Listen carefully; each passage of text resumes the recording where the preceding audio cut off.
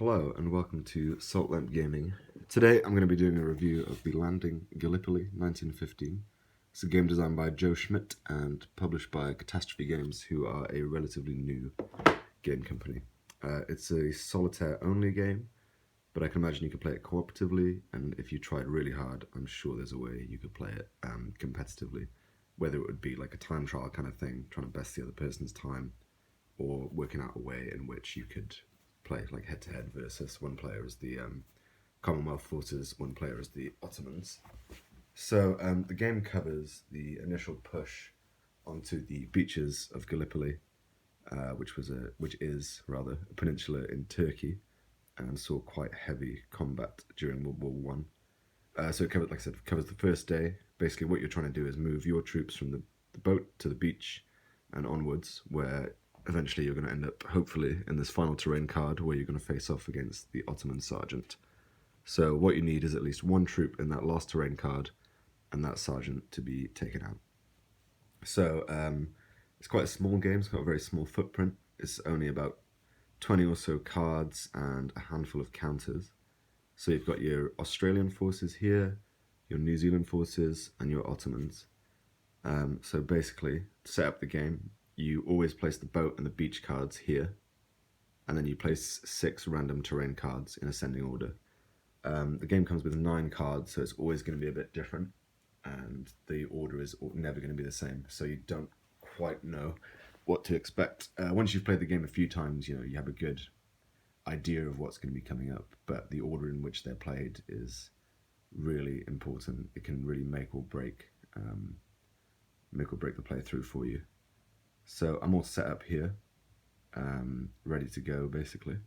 So what you want to do is, I should add as well, basically you're playing as the Lance Corporal, who can take 3 hits, and then you're commanding these 4 Australian troops here, and you get 3 New Zealand troops in the second round to back you up basically, but they're not going to come in until the afternoon. So these are 2-step units, so that's their fresh side. This is what they call unnerved.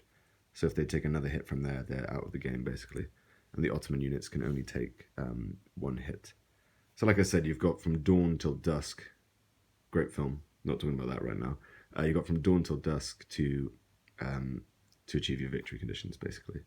So in each one of these, you're going to draw 4 cards, and those 4 cards are going to let you take 3 actions apiece. So I'm going to run through just one. I'll do the dawn section basically, just so you can get a sense of how the game plays. It's a very fast-playing game, which is really nice, and like I said, very small, very portable. So you could take this game away with you if you were so inclined. In my final year in university, I was exporting really large files in quite a dark editing room, and I took this game with me basically to kill the time between exporting those files, transferring things over. And I found I could play multiple games in an hour, and it was really good. Basically, I would have just been sat there twiddling my thumbs, or maybe I should have been studying. Never mind. Anyway, so first things first, you take your Australians, put the Lance Corporal in the boat, and then you're going to drop these 4 guys into the boat, and whatever side they land on is how they're going to start, basically. So these guys landed fresh. They're in the mood to do some beach storming. Pretty hyped up. These guys, however, are lovers, not fighters, and they're feeling quite nervous, not really keen, and to be honest with you, I can't blame them. So now you're going to draw 4 cards from the Anzac operations deck. Let's see what these are. I won't delve too deeply into these, apart from to say that this card sucks, because it basically means you don't get to do anything. So what you do is you play a card. Let's just play this bayonets card. It'll actually come in handy during the close combat phase. So I'll play that, and now I get 3 actions basically. So first things first, I want to move my guys onto the beach. So to move, you check the number in the top left, and you're basically looking to roll over that number. So in this instance, I don't need to roll very high, so I've rolled a 6.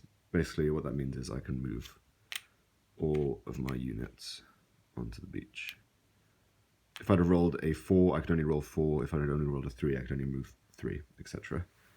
So the beach is really easy to move onto, but some of these terrain cards have got quite high numbers, so you end up getting quite bogged down. So that's my first turn. Second thing I'm going to want to do is try and rally these guys to get them back in the fight. So you just need to roll over a 2 for that, basically. So yep, that guy's flipped back. And then I won't rally again. I'll actually try and move up here. So to move, I just declare that I'm moving. Before I roll anything, I flip it over. Okay, Mule Gully. I don't need to place any Ottomans here. There's a little red square there, which means I would have to place them, but in this instance I don't. So this is a good example now. So this has got a 1 value, so I'd need to roll over a 1 to move my guys in there. So let's have a look. I rolled a 3, so I can move 2 of my guys in there. So -1, 2, 3. So let's move the Lance Corporal in. And one of these guys. Okay, so that covers all my actions for that card. Now, the Ottomans are going to draw their card. Okay, nice. That's very handy. They're not going to do anything, basically. So, that's the first turn of the Dawn phase. And I'm going to go ahead and play another Bayonets card. And hopefully I'll be able to show you what effect that actually has. So, what should I do? Okay, I'm going to try and move these guys up into there. So I rolled a 5, so I can move all of them. Very nice. So I've got 2 turns left. Let's try and move into here. So I'm going to commit to move in there. Okay, so this is what I'm talking about. These 2 are going to basically mean I place 2 of these guys into there, which is not particularly good, and it's got a really high roll value. So let's try and move in 5, -3. I can move 2 guys in there. So let's move this guy and the Lance Corporal, and then finally I'm going to try and move some more units in there. I've rolled a 6, so I can actually move these remaining 3 units in. So now the Ottomans are going to react. Sniper fire. Roll 1 die, a result of 4+ deals 1 wound. If the result is a miss, deal 1 stress. So wounds can affect any soldier, but stress only affects the Lance Corporal. So let's have a look. Nope. So 1 stress, basically I move this down. He can only take 2 more hits. He's starting to get a bit stressed out. And now is the close combat phase, and this is really simple. Basically, hits are 5 and up, so you roll 1 dice for each counter in there. The Ottomans are going to hit on a 5. Usually my guys would hit on a 5 as well, but because of this bayonet card, I hit on a 4, 5, or 6. So let's roll the Ottomans first. Nope. And no. And now let's roll my guys. So I've got 4 in there. So that's 1 hit there. Just the 1 hit. So that guy is now completely out. Okay. Now, we've got 2 cards left. It's going to be afternoon. So, let's play Anzac Spirit, which I'm not really going to do anything with, but you need to play a card to progress the action. So, we've got 3 actions left. Actually, do you know what? We'll play that instead, because I can't really do anything right now anyway. You can't move past the location if there's still enemies in there. So that basically is just going to skip straight to the Ottomans phase. Rifle fire. Roll 1 die plus 1 die for each Ottoman token on the card. Deal 1 hit against Anzacs for every result, 4, 5, or 6. So I'm going to roll 2 dice. And that's 2 hits. Okay. So this guy's dead. He's out of the game. And this guy is going to get flipped. He's stressing out. Rightly so. Okay. And then the final card was the Anzac Spirit card. Oh no, sorry. Close combat phase now. Rather. I'm just going to double check that actually. It's been a while since I've played this, I'll be honest with you. Yeah, so, like I said, they're going to hit on 5. So we roll the Ottoman first. He's missed. And I've got 4 guys in there. No misses and nothing. So I'm getting quite bogged down in here. And then finally, I'm just going to play the Anzac Spirit card, but I can't really do anything. Do you know what I am going to do there? I'm going to try move this guy back here. and this guy, because I want them to link up with the Anzac, the New Zealand forces when they come in. So straight to Ottoman phase. Bayonets. Ottomans deal a hit on a 4, 5, or 6 in the close combat phase. So close combat, Ottomans first. That's a hit. Now my guys. That's a hit. Okay. So very quick playing, and that would mean we're on to afternoon. So you can see it's really important to keep up the momentum now. So I've got to spend the afternoon and dusk basically trying to move up here and to take out this sergeant. To be honest with you, I think I'm doing quite a poor job at explaining the way the game works, and it kind of feels like that when you read the instructions as well. It's a bit confusing at first. Luckily, I watched a playthrough when I got the game. I think I picked up the game sort of midway through last year, and that really helped to to understand some of the rules, because when it's a bit bewildering when you read it, and it's a bit confusing, because you look at that, you think you've only got 3 turns, but with every card you've got 3 turns, so you've got 12 turns in a phase basically, and there's 3 phases, so in total you're getting 36 turns to get all the way up here. You're quite limited in what you can do, but that adds a lot of tension, I think. You've got a finite number of guys. I spent the morning getting up here to the neck, and as it stands, I've got 2 unnerved troops, 1 fresh guy, and I've taken a hit on my my lance corporal. Luckily for me now, in the afternoon phase, these guys would come in. They start here, and if you can link up the New Zealand troops with the Australian troops, they're going to gain a +1 to their movement, which is really nice. And this Indian artillery card will get shuffled into the deck as well, which is really cool because it gives you free shots basically. So that's a sample of gameplay. Again, I'm sorry if that didn't really make sense. This is my first video review. I'm feeling a bit scatterbrained. I'm sure my coffee probably isn't helping.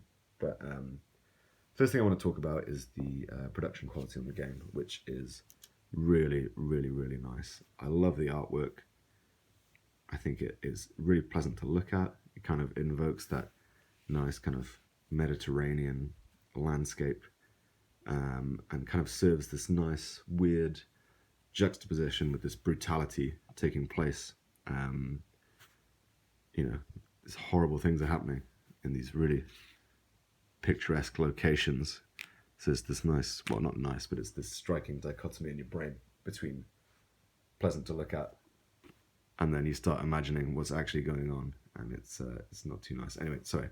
One thing I missed out actually is after each turn, the game actually encourages you to do what's called a journal phase. So you just write a couple of sentences down. You don't have to do this. It's nice. I've done it a few times, but mainly when I play the game, I just go for it.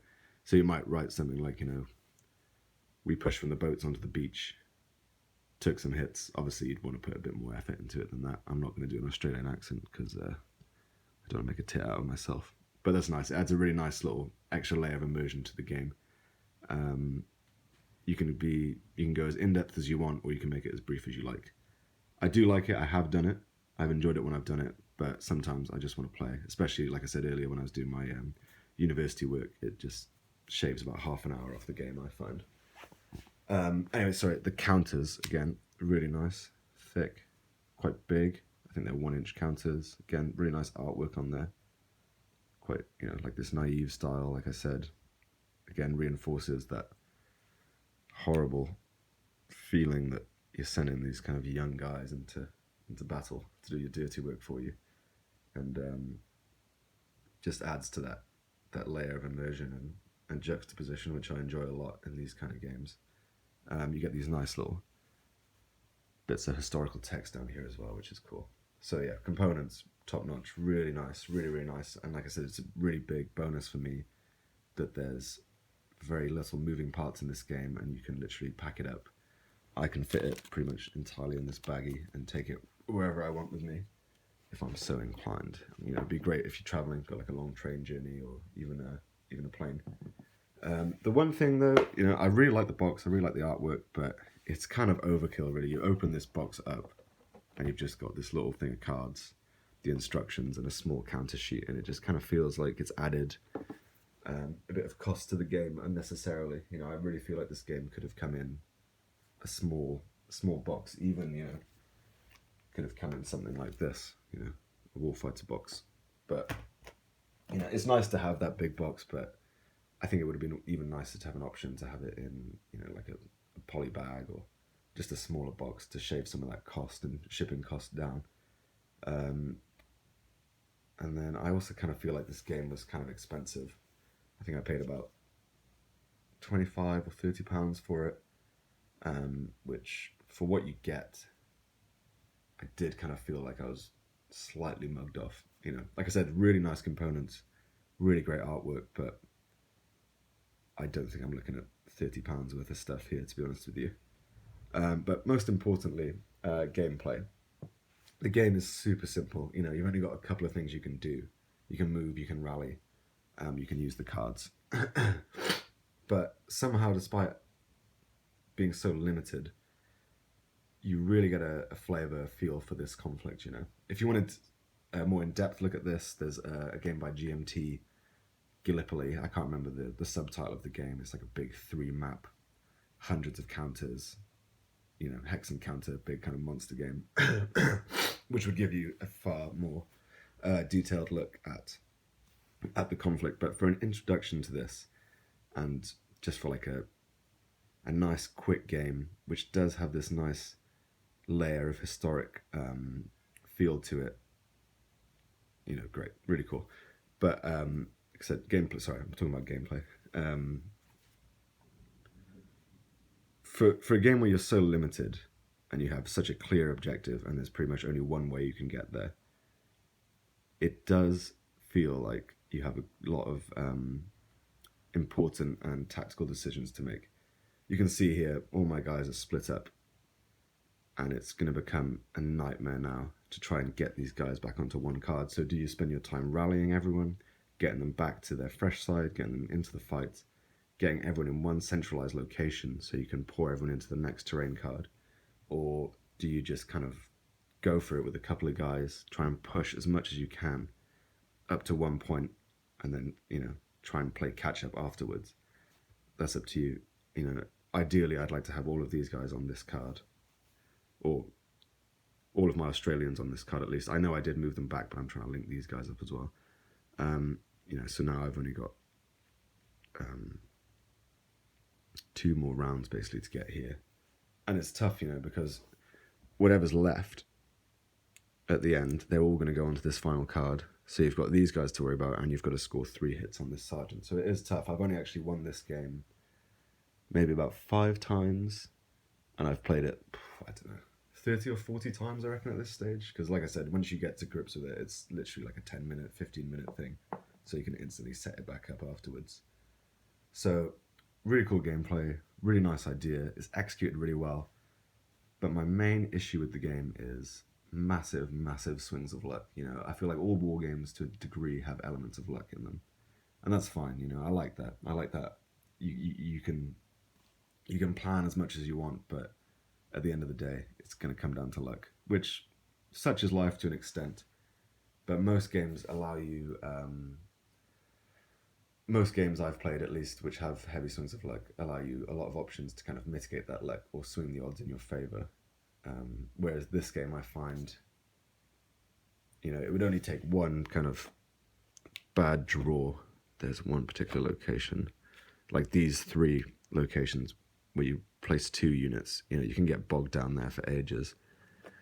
And not having those options then to, you know, like I said, you're limited. You can do a lot with a little here, but moving and rallying is it. So I wish there was just something else you could do to kind of mitigate that luck and allow you just a little bit more variety, like tactical variety. But then again, this is an extremely light game, and it's an extremely quick playing game, and it's set out to be that. And I think it's really achieved what it set out to do, which is a light historical game with a lot of theme and a lot of flavour that marries together really nicely with very few moving pieces and a very small rule book. So yes, I'm complaining about it. I do really enjoy the game. I just wish there was a little bit more. But if I wish there's a little bit more, I may as well buy the Gallipoli game by GMT. But, and this is my final complaint, the rulebook itself, whilst being literally 2 pages and some historical notes, is very confusing. It's very confusing. There's no two ways about it. There is an updated rulebook on Board Game Geek, which is better. Like, I haven't played this game for a few months. Coming back into this today, I've had to spend like an hour reading through the rulebook and watching some videos again because I just couldn't quite remember a few little key details, mainly how the actual rounds progress. But, you know, for a newer game company, a small, unique game, I can deal with it. And if anything, you know, bad rulebooks make you a stronger person. So I don't know if that was intentional. I don't know if that's supposed to add to the theme, the frustration these guys must have felt. But, you know, don't give up with it. It can be really frustrating. If you get this game, just watch a couple of videos. You'll get to grips with it really quickly. And I'm sure now I could pick this up again really easy if I wanted to. So, you know, in conclusion, you're getting a cool game, a unique game with really nice artwork, really nice quality components, very small amount of components as well, so it's very portable, very easy to set up, very quick. You could play this multiple times in an hour. I reckon you could probably play this 4 or 5 times in an hour once you're used to it. It's never going to be the same path, or it'd be very unlikely that it's going to be the same path. You're going to get very used to these cards because there's only about 7 or 8, so you're going to know what's coming up, or at least hope what's coming up. So those are my pros. Cons, you know, like I said, big swings of luck, can get a bit repetitive, bad rule book, maybe a little bit too expensive, but, you know, overall, and I'm quite easy to please. Maybe not all of you are going to feel this way. I don't regret buying this game. In fact, you know, it's got a very specific place in my collection, which is if I'm going somewhere and I'm going to want to be playing games, this is going to be the first thing I take, basically. I do have some other options for that, but there's nothing I own with this few counters which takes up this little space. So I'm glad I bought the game. I hope if any of you are thinking about picking up the game, this has informed you. I'd say if you have the interest, you've seen a few videos, just go for it. You know, at the end of the day, if you've got that money to spare, you're not going to regret buying this. But if you don't think this is for you, you'll probably be annoyed at spending that money. So yeah. Anyway, thanks for watching, guys. Like I said, I'm sorry this has been a bit scatterbrained. I'm just trying to work out a format for doing reviews because I'm not used to doing spoken reviews. I've done a few written reviews, but it's quite a different kettle of fish. So yeah, I hope you've enjoyed. I hope, like I said, this has been informative to a degree. And yeah, if you want to see me do like a whole playthrough, I'd be more than willing to do that. And if you want to see me review anything else, just let me know. I hope you're having a good day. And yeah, take it easy, and I'll see you guys in the next one.